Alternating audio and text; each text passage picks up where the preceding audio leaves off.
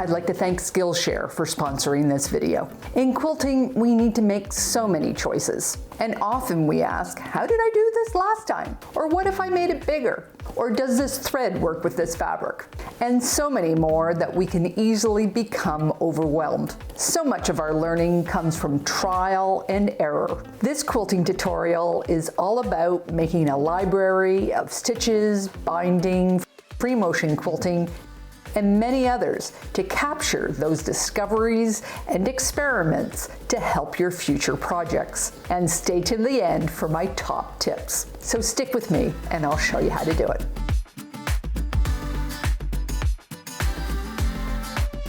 Hi, I'm Karen Brown of Just Get It Done Quilts. I give you tips, tricks, and strategies to help you make the quilt that you want to make. And if you like what you see, please hit that subscribe button. There are so many reasons to make a quilting library.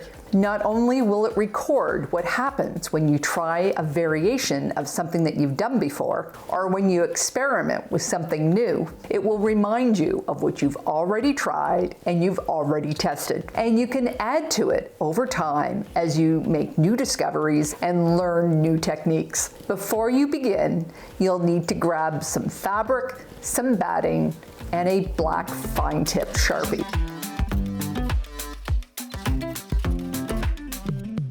The first set is about thread types, tension, and needles, the important but unsung heroes of quilting. They are like our defensive line. They only make the newsreel when they're doing something wrong. A library is a great way to play, to practice, and to experiment with threads, so that when you're sewing a project and they start acting up, or you need to make a substitution, or you just wonder, what if, you already have a reference to guide you. Since you want to see clearly how the thread is behaving, I recommend that you use a light value fabric and a dark value fabric on the front. And anything goes on the back. You can use ugly fabric, you can use scrap fabric, anything lying around. You can use any batting that you have, but I would avoid the fluffy polyesters to keep it flat. And just make a quilt sandwich and then trim it to 8.5 by 11 inches and make yourself a stack of them. Then grab a spool of thread and a fresh needle. And if you use a separate needle plate for quilting, I would replace it with your zigzag one now and just start sewing. For the first couple of inches, just sew normally. Then increase the tension. Then reduce the tension. Then shorten the stitch. And then make it bigger. You can try a zigzag stitch or a fancy stitch to see how it performs until you get to the end. Now this is the important part. Mark all the settings with your Sharpie directly on the fabric. The thread type, the thread weight, your needle size and the type of needle, and the presser foot you used. Then along your seam, note where the tension changed and the stitches changed. Also note what was in the bobbin. Now repeat. You can change up the thread type or try a different needle, or maybe change up your bobbin thread.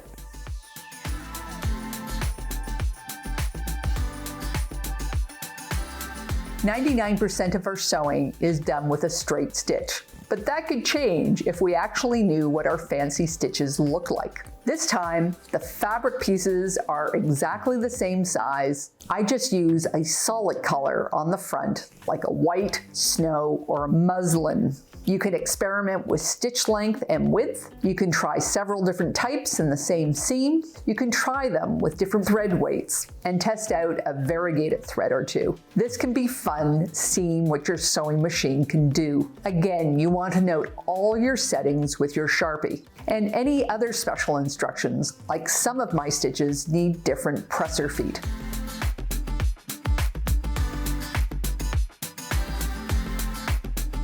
This third set is all about color and how the color of the thread interacts with the color of the fabric. For this, I like to use scrap strips. I have a set of warm colors and a set of cool colors. You can also make a set of high value neutrals or a grayscale. The interaction of fibers and texture can bring out the hues in your thread that you might not realize were there, or find that that touch of contrast between the colors is just what your project needed. Again, make notes on the thread weight, type, and color number.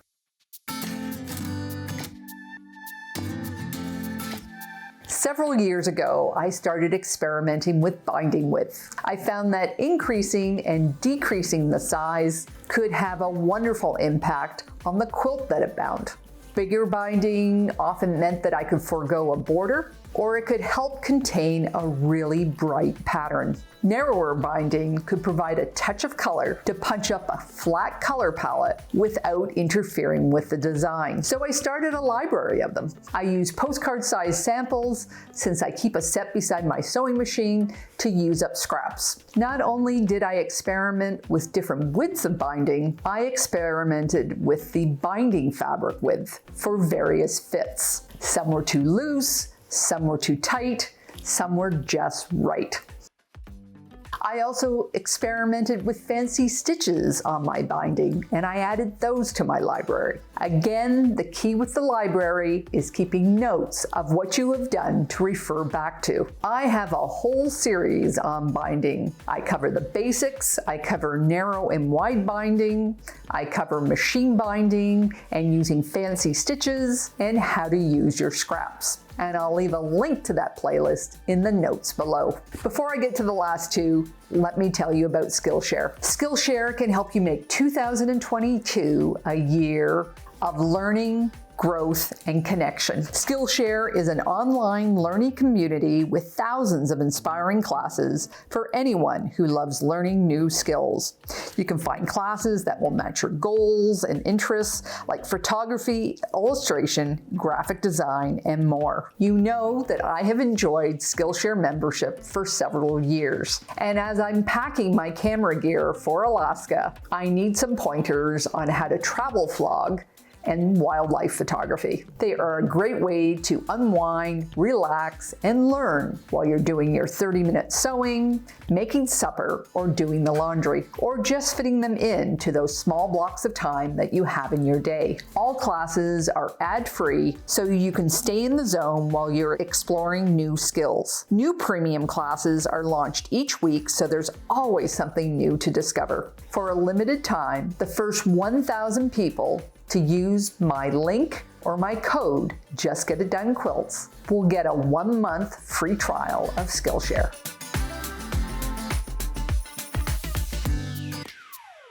You've pieced your quilt top and your pattern says quilt as desired, which often makes every quilting idea and design that you've ever seen evaporate from memory. Having a library of samples will not only remind you of what you can do, it can reassure you that you can actually do it. It will also let you feel the density of the quilting and how it will affect the softness of your quilt. The sandwich is the same as before, but you might need the size to be a bit larger, like 12 inches, 16 inches, or 20 inches. To fit the whole design. Now, my library is a mishmash of squares that I have accumulated over the years from walking foot classes I have taken with Melissa Marginette and Jackie Gehring to free motion quilting pieces that I have copied or experimented with. Just running my hand over the texture is often enough to get my ideas flowing again. If you would like to make your own sample set, go check out Tom the Colorblind Quilter, who is running a free sample set series,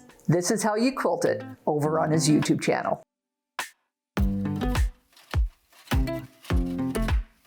It's one thing to feel batting before it's quilted. It's another to understand how it drapes and how it holds up to washing after it's quilted. Since our quilts often go to other homes, a batting library will give you samples that you can refer back to. There are so many different types of batting, like cotton, polyester, polycotton, wool, silk, bamboo.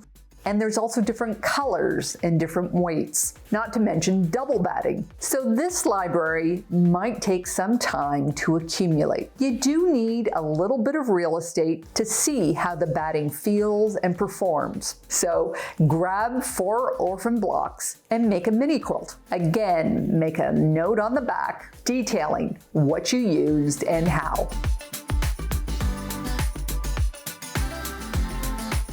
There are other libraries that you might keep, such as fabric templates, embroidery stitches, English paper piecing shapes and sizes, interfacings, techniques that your presser feet can do, like pin tucks and blind hems, buttonhole sizes and buttons. And anytime you often find yourself thinking, what did I do last time? You might think about putting them in a library.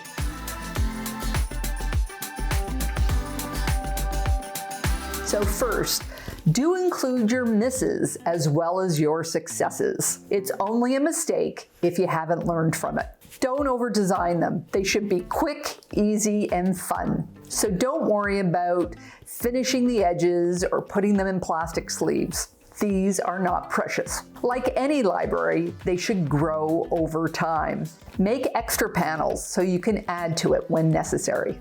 And make new libraries as you need them. And lastly, store your library where you will actually use it. But note, keep it out of your prime space. If you saw my video on sewing zones, this is definitely a Zone 3 item. My thread and binding library is right beside my sewing machine, but in a drawer underneath my threads. My free motion quilting library is in a bucket on a shelf beside my long arm. My embroidery stitches are with my embroidery threads. My paper piece library is with my EPP kits. And my fabric templates are up high in a box out of the way. Now, one library that you might be thinking is missing is fabric. For most quilters, our stashes are too big and in flux to make the result worth all the effort of making one and maintaining it. And small swatches often don't tell the whole story of the fabric. Instead,